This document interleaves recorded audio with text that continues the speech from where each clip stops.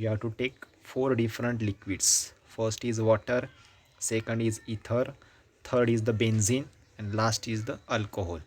And you have to take hot water and you have to provide the same heat energy for all these liquids for 5 minutes. So what will be observed? So observation is given. See that. So you will notice that all the liquids rises to different levels having different amounts of expansion. So ether expands maximum because the amount of heat absorbed by the ether is maximum. It is 100%, so that it can expands within minimum time.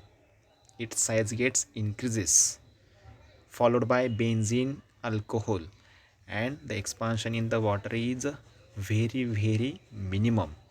Okay, so conclusion is, this clearly shows that different liquids expand differently when they are heated equally. Okay, so gases undergo expansion on heating.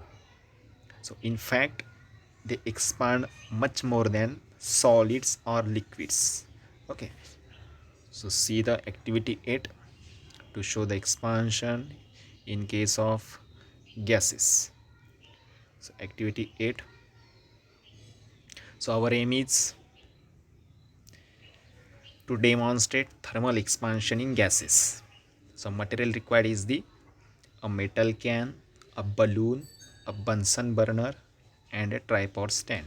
See the diagram.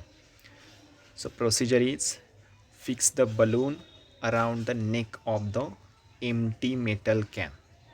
Then heat the can over the burner. Now observation is, the balloon grows bigger in size as the air inside the balloon expands on heating, so that the size of the balloon is also increases because the air inside the balloon goes on expand. So our conclusion is, the activity shows that gases are expands on the heating. Now see the second effect of the heat on the matter, that is the change of the state. Okay, so change in the state means when we are giving heat energy to solid, it gets converted into liquid, and again if we give the heat energy to liquid, liquids get converted into gases. And again if we cooled gases, gases are converted into liquid, and again we cooled the liquids, liquids are converted into solid. So that is nothing but the change in the state. So see one most important point which is highlighted by an arrow. The water cycle in nature is an example of interconversion of states of matter. Okay, the water cycle means the time between the falling of the rain and the time when the second rain is fall. So what is the actual mechanism? So in the water of the sea there is a process of evaporation. Okay, after that, if that vapors get some cool air, that is condensed at the high altitudes, they are forming the clouds, and again if there is a friction between the two clouds, then there is a falling of the rain. That is nothing but the water cycle.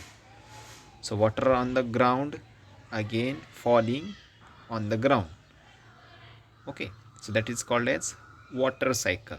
But in the water cycle, the liquid state is converted into gas, that is the gas vapor, and again gas vapor, if we provide some air, natural air, then gas vapors are again converted into liquid droplets, that is the pure form of the substance. Rainwater is the purest substance in the universe. Okay, and that is called as interconversion of the states of the matter. Okay, now see key point. A pure solid has fixed melting point. For example, the melting point of an ice is 0 degrees Celsius.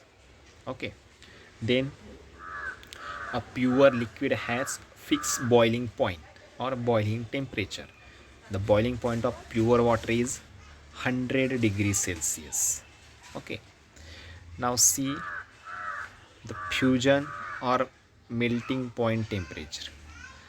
When a solid is heated to a particular temperature, it changes its state from solid to liquid state. It is called melting temperature or fusion temperature. It is also called as melting point or fusion point. Now second, which is given, that is called as the, you can say,